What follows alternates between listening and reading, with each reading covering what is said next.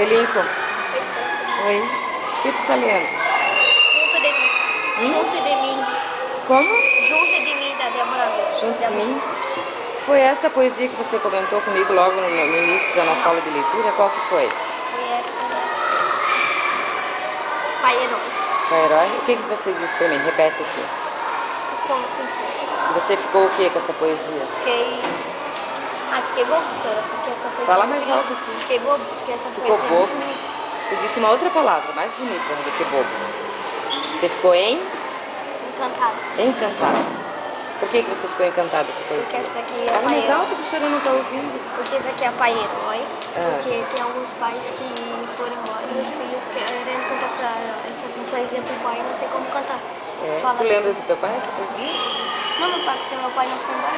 Meu Não pai foi? só foi embora, não morreu. Sorry. Essa mexeu com o teu coração? É. Então tá bom. Boa leitura. Obrigada. Tchau. Tchau. Feliz Natal.